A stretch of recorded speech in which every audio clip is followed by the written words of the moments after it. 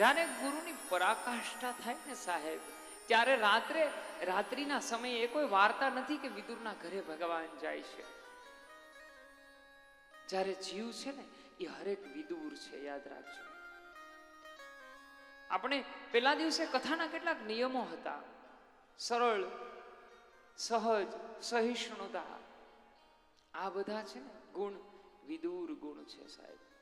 જીવ જ્યારે આટલી વસ્તુમાં પ્રવેશ કરે ને ત્યારે એમને સૂતો જગાડી દેશે સાહેબ, એને ગોતવા જવાની જરૂર જ નથી. સ્વયં પ્રભુ ચાલીને આપણા ઘરે આવે છે સાહેબ. તમે વિચાર તો કરો, આ એ જ આપણું ગામ છે ધારગણી, કે અહીંયા એકાદા ઘરે ઠાકોરજી બિરાજતા હતા સાહેબ. અત્યારે તમે ગણો છો કેટલા ઘરે પ્રભુની સેવા બિરાજે છે. આ ઈશ્વરની કૃપા છે. વધાવો તાલીઓથી આ વાતને સાહેબ, કે મારો પ્રભુ અહીંયા આવવા માટે આતુર છે. આ ઈશ્વરની કૃપા કહેવાય છે ને. દિને દિને નવમ નવમ ભજામિ કૃષ્ણ નાગરમ. આજથી માફ કરજો, રોજ એક દવા તો આપવી જ પડે, લેવી જ પડે રોજ, તો જ દર્દ મટે. આજથી 5-10 વર્ષ પહેલા આ ગામની અંદર કંઈક કાર્ય કરવું હોય ને તો આપણે કોઈ તૈયાર ન થતા સાહેબ. અને આજે એની કૃપા છે. આ જો આ એની કૃપાનું બધું ફળ છે સાહેબ, કે હરેક સમયે જ્યારે પણ કહીએ ત્યારે માનવ મહેરામણ આપ બધા તૈયાર રહો છો. આ ઈશ્વરની કૃપા છે સાહેબ. આ ભગવાન આવ્યો ને એનો પુરાવો છે સાહેબ. ઈશ્વર આવ્યો એનો પુરાવો ક્યાંય ભગત લેવા જવાનો જ ન હોય. આ ઈ પુરાવો છે. અહીંયા આટલી મેદનીમાં તમે 3-6 કલાક બેસીએ છીએ, રાતે બેસીએ છીએ. આ એનો પુરાવો છે કે ઈશ્વર આવ્યો છે અહીંયા સાહેબ. આપણા ગામ ઉપર, મારી બર્થ લેન્ડ ઉપર ભગવાનની ઈશ્વરે કૃપા કરી છે ને, આ પેરેડાઇઝ બનાવ્યું છે ને, એનો આ પુરાવો છે સાહેબ. અને એમાં આજે રાત્રે તમે વિચાર કરો, દિવસે તો તમે બેસો છો, રાત્રે રોજ પ્રોગ્રામ. એમાં આજે રાત્રે સાહેબ જેને સાંભળવાને એ એક લાહવો છે. બહેનો અને માતાઓ માટે ખાસ સાંભળજો. આજ જે વ્યક્તિ આવવાના છે ને રાત્રે, એને સાંભળવાને એ એક લાહવો છે. એટલા બધા પુસ્તકો એમણે લખ્યા છે. એક મહાન લેખક છે આદરણીય કાજલબેન ઓઝા વૈદ્ય. એનું આપણે રાત્રે આજે નોટિવેશન પ્રોગ્રામ છે. બને એટલી બહોળી સંખ્યામાં ખાસ માતા વર્ગ એને સાંભળજો સાહેબ. એમની સાથે ડોક્ટર કેતન કાનપરિયા છે, જે ધારી કોલેજની અંદર પ્રોફેસર તરીકે પોતે સેવા બજાવે છે, પોતે સારા એવા લેખક છે. એમના પણ પુસ્તકો છે, કવિહૃદય છે. અને કાજલબેનને સાંભળવાને એ એક લાહવો છે. બંને એટલી સંખ્યામાં ખાસ માતા વર્ગ એને સાંભળજો સાહેબ. અને આજે અમે બેનને વિષય પણ એવો આપ્યો છે કે આપણને બધાને સાંભળવાની ખૂબ મજા આવે. અને 7 દી છે, 8મા દિવસ પછી કોઈ નહીં કે પ્રસાદ લઈને જાજો.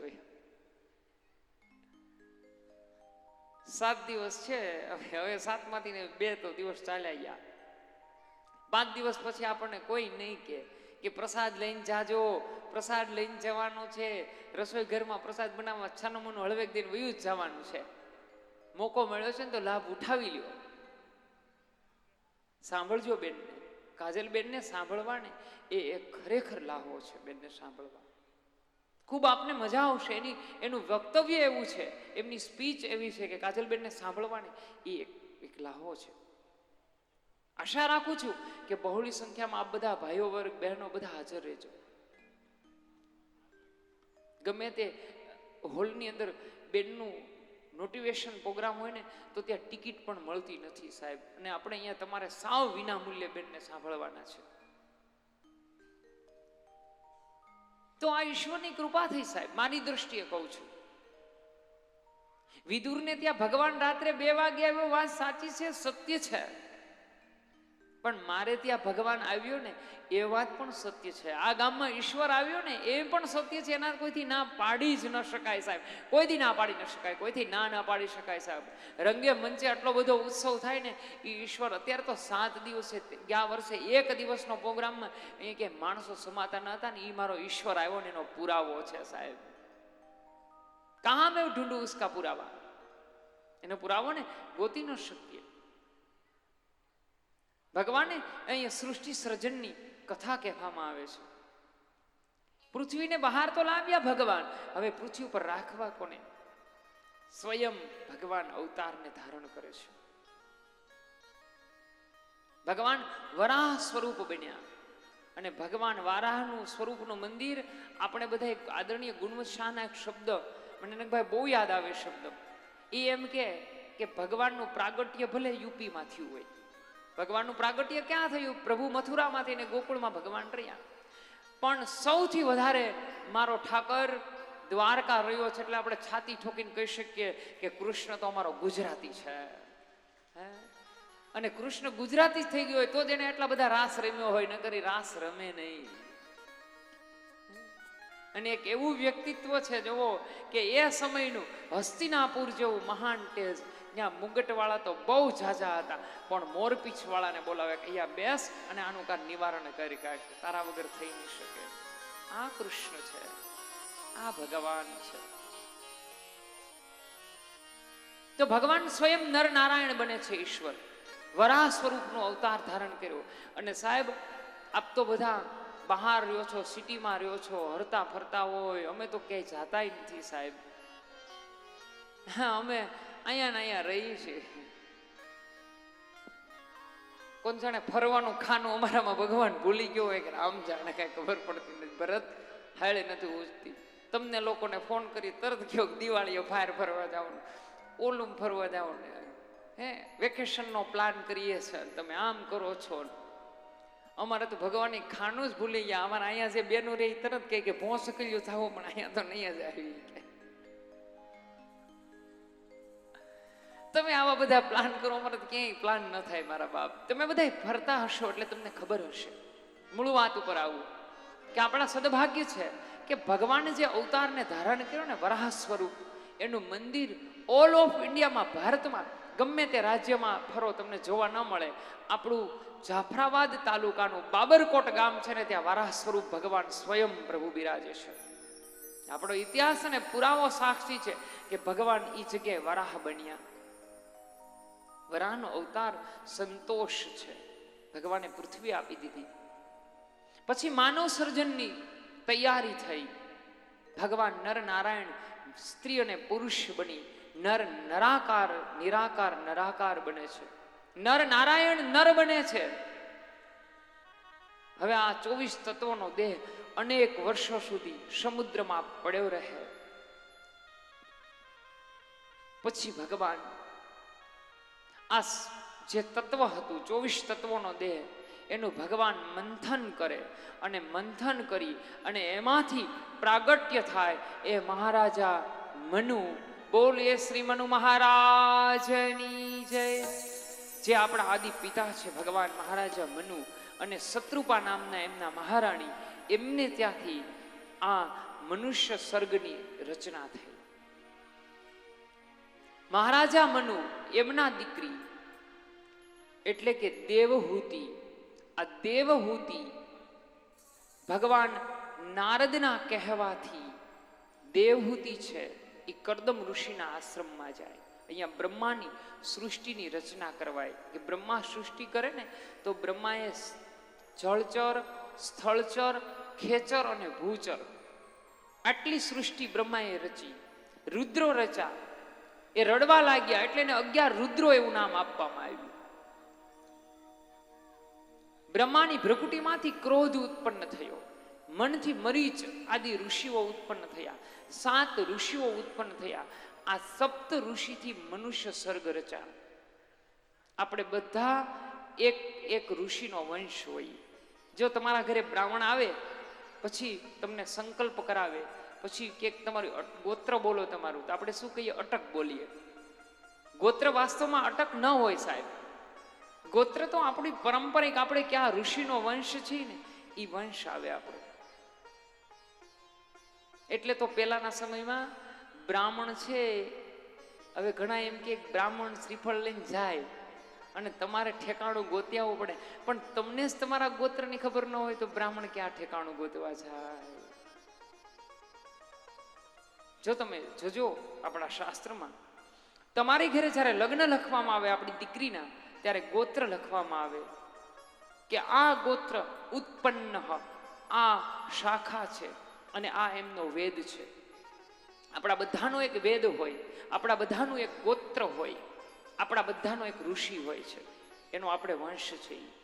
પણ આપણને આપણા ગોત્રની જ્ઞાત ન હોય, ખબર ન હોય. આપણે કોઈ વૈદિક કાર્ય કરીએ ને ત્યારે બ્રાહ્મણ સંકલ્પ કરાવે ત્યારે આપણે કહીએ કે આ ગોત્ર ઉત્પન્ન, આટલી શાખા છે, આટલો વેદ છે અને આ ઋષિ છે. તો આ 7 ઋષિથી આ પૃથ્વી ઉપર મનુષ્ય સર્ગ રચાણો છે. હવે મહારાજા મનુ એમને કન્યા એટલે કે માં દેહુતીજી છે. આ દેહુતી છે એ કરદમ ઋષિને નારદના કહેવાથી યોગીઓના શિરોમણી નારદજી ભગવાન મળે. નારદજી ભગવાન કહે તૃષ્ટામ તવ માનસી માન દયા શત્રુષ્વ પરમાય પરાયામ ચ ભક્તયાહ. માં સાંભળ કે ફરી જન્મવું, ફરી મરવું એમના કરતા પરમાત્માને પામી જા, ઈશ્વરને પામી જા. એટલે માં મીરા કહે છે સાહેબ કે ચુંદડી ઓઢું તો રંગ ચૂહે ને રંગ બેરંગી હોય. અરે ઓઢું જો કાળા કામળા કે મને દાગ લગે ને દૂજો કોઈ, એવા વરને વરીને હું શું કરું કે જે આજ જીવે ને કાલ મરી જાય.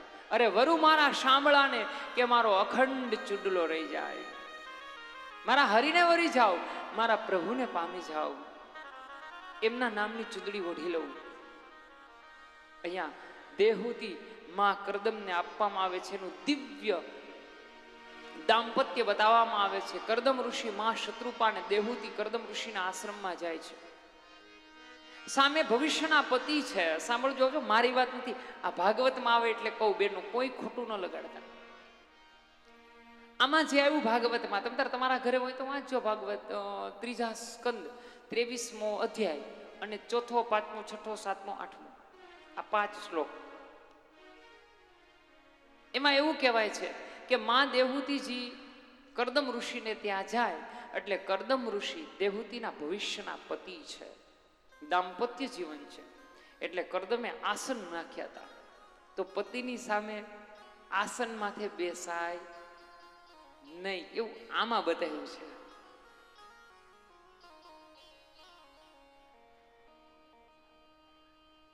બહુ સમજદાર છો ખરેખર.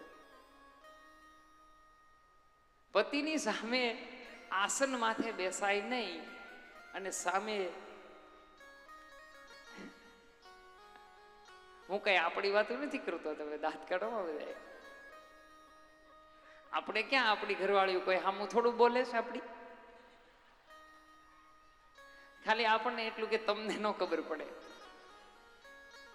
સાલું મેં હમણાં એકથી વાંચ્યું હતું, એ ખરેખર એ સાચું છે, મગજમાં બહારથી દિલીપ. નાના હોય ને તે આપણી બાન બાપુજી કે તને ન ખબર પડે, લગ્ન થાય ઘરવાળી કે તમને ન ખબર પડે, વૃદ્ધ થાય છોકરા કે તમને ખબર ન પડે. ચાલો આમને માહેલું ચાલતું છે જીવન.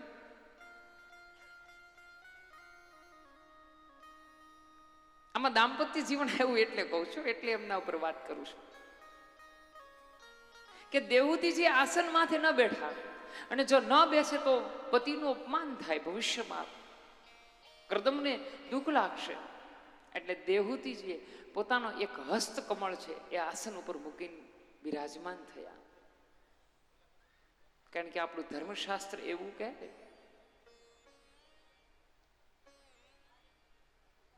કે પતિનું નામ પણ લેવાય નહીં.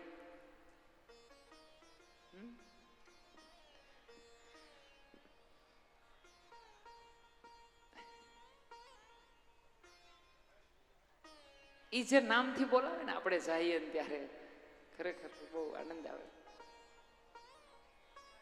આપણે ગયા હોય તો બેનો, તમે સુરત અમદાવાદ રહેતા બેનું કોઈએ ખોટું લગાડવાનું જ નથી.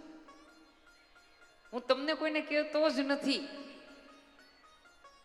તમારો કોઈ આમાં વાક જ નથી.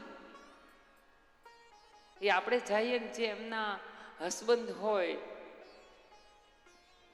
અમારો એક કાર્ટૂન ચિત્રકાર નીતિન ભટ્ટ, એમનું એક કાર્ટૂન આવ્યું હતું છાપામાં ઘણા સમય પહેલા. આમાં જે છાપા વાંચતા હશે ને એને ખબર હશે. નીતિન ભટ્ટનું એક કાર્ટૂન આવતું, એમાં એક બેન હોય ને વેવણું લઈને ઊભી હોય. પછી તો એ વોટ્સએપમાં ને ઇન્સ્ટામાં બહુ વાયરલ થયું. એના હાથમાં વેલણ હોય કે બેના હસબન્ડ શું છે એ ક્યાંક એવું વાદ્ય છે જેને મૂંગે મોઢે ગમે એટલું વગાડો ના પાડે છે નહીં, એ બિચારું સહન કરી દે. ઈ જે બેન સાદ કરે એમના હસબન્ડ ને, આહા, આપણને થાય કોયલ જેવો બેનનો અવાજ છે. પણ કોને બોલાવે ને ઈ નક્કી નથી થતું. ભલે તમ તારે તુકારે કહેજો સમય અનુસાર, પણ અહીંયા આવો એટલું કહેજો. અહીંયા આવતો, અહીંયા બેસતો આપણને થાય બાબાને કહે છે. આ તકલીફ ન્યા થાય અમને.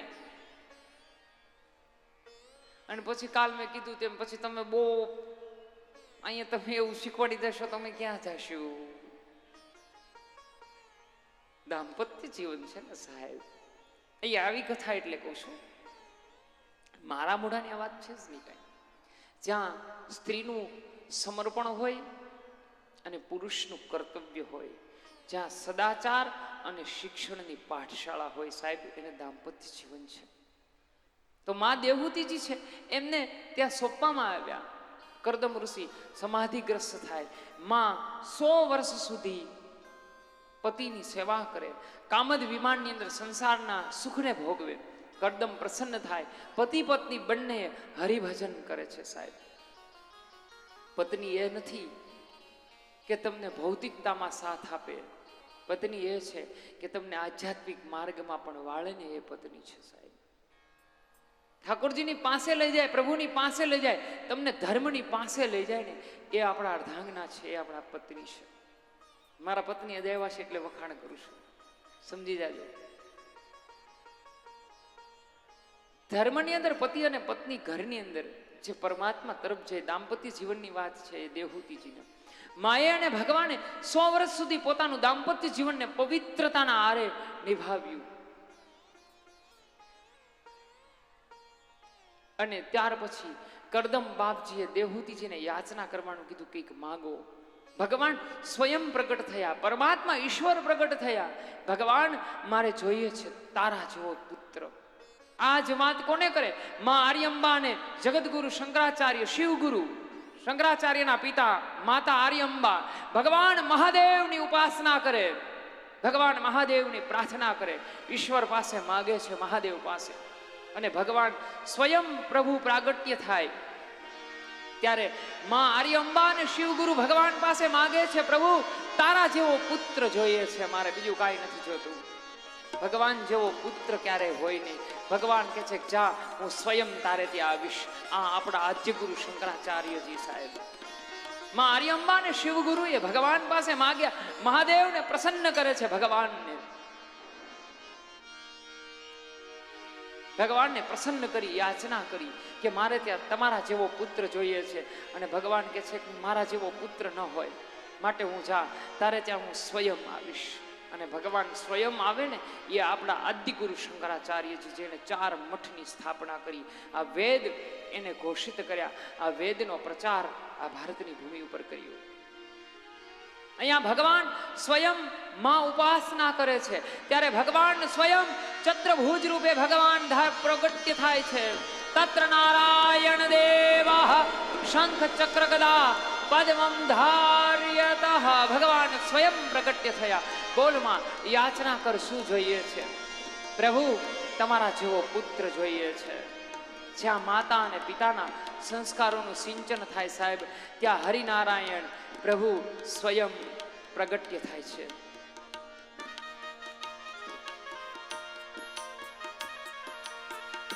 ત્યાં ભગવાન સ્વયં પ્રગટ્ય થયા. ભગવાન, માં યાચના કર, માંગ, શું જોઈએ છે?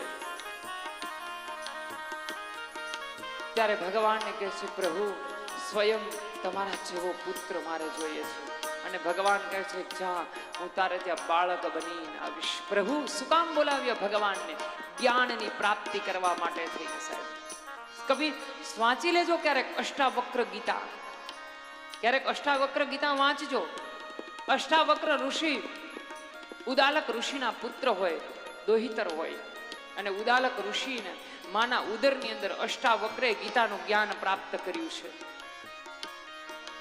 ત્યારે ભગવાન સ્વયં નારાયણ પ્રભુ નર બને છે, નિરાકાર નરાકાર બને છે, માને વચન આપે છે, જા માં, હું તારે ત્યાં પુત્ર બનીને આવીશ. અને ભગવાન સ્વયં પ્રભુ પૂર્ણ બ્રહ્મ કપિલ રૂપે પ્રાગટ્ય થાય છે. બોલીએ શ્રી કપિલ ભગવાન કી જય. ભગવાન કપિલ રૂપે પ્રાગટ્ય થયા. આ સમયે દેવાંગનાઓ અને દેવતાઓ ભગવાનની ઝાંખી કરી છે. અને આ સમયે ભગવાન હવે બિંદુ સરોવરના કાંઠે, પ્રભુ બિંદુ સરોવરના કાંઠે માં અને દીકરાનો સંવાદ, જેને આપણે ભાગવતમાં કપિલ ગીતા કહેવામાં આવે છે. આવતીકાલે આપણે કપિલ ગીતા વિશે વિસ્તારથી ચર્ચા કરશું. આજના સત્રને અહીં આપણે વિરામ આપશું. આવતીકાલે બડો આધ્યાત્મિક અને ત્રીજા સ્કંદમાં મને ખૂબ ગમે ને એવી કપિલ ગીતા છે. મેં શક્ય હોય ને ત્યાં સુધી મારા પોતાના રીતે એનો વિસ્તાર કર્યો છે. આપણે કાલે સવારે શાંતિથી એકદમ સ્થિર મને આપણે બધા સાથે મળી અને કપિલ ગીતાનું જ્ઞાન અને જ્ઞાન કરશું. ભગવાનને પ્રાર્થના કરીએ કે પ્રભુ, કપિલ ગીતા છે ને એ આધ્યાત્મિકનું હૃદય છે. હૃદય સુધી પહોંચવા માટે પહેલા તો એમના મન સુધી જવું પડે છે. પ્રાર્થના કરશું કે પ્રભુ, કપિલ ગીતાને અમે શાંતિથી સ્થિર પગ્ન થઈ, સ્થિત પ્રજ્ઞ થઈ અને સાંભળીએ. એવી પ્રાર્થના સાથે આપણે આપણા આજના આ કથાને અહીં વિરામ આપશું. આપ સર્વોને મારા જાજા કરીને જય શ્રી કૃષ્ણ. અત્યુતમ કેશવમ રામ નારાયણ કૃષ્ણ દામોદરમ વાસુદેવમ શ્રીધરમ માધવમ શ્રી ગોપિકા જાનકી નાયકમ શ્રી રામચંદ્રમ ભજ શ્રી રામચંદ્રમ ભજ. બીજી એક આપણા માટે આનંદની વાત છે સાહેબ, કે આવતીકાલે ગઈકાલે આપણે ભાઈબીજનો મહાપર્વ ઉજવો. એમાં મેં એક નાનું એવું ટોપિક સમજાવ્યું હતું કે આ દિવસે ભાઈ છે ને એ બેનના ઘરે પ્રસાદ લે ને, તો ભાઈને કે બેનને ક્યારેય પણ યમ દરબારના દર્શન થતા નથી. આવો ભાઈ બહેનનો પ્રેમ છે.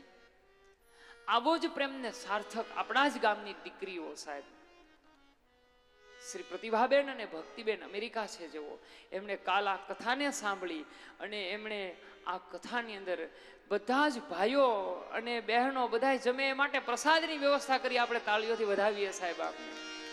મારો વિપુલ ગજેરા, મારો મિત્ર પરમ વિપુલભાઈ, એમણે કથા સાંભળીને એણે પણ આ રસોઈ ઘરની અંદર પોતાનો સાથ સહકાર આપી દીધો. સાહેબ, આ બંને આપણા ગામની દીકરીઓ છે. પરમાત્મા આ ગામની હરેક દીકરીને ઈશ્વર ખુશ રાખે એવી મારી વ્યાસ ગાદીએથી મારા શુભ આશીષ છે. તમને બધાની પ્રાર્થના છે, મારા નારાયણની પ્રાર્થના છે કે આપ બધા બહેનો દીકરીઓ ખુશ રહો, કુશળ રહો. ભગવાન તમારી સર્વ મનોકામનાને પૂર્ણ કરે. બીજું, આજે રાત્રે કાજલ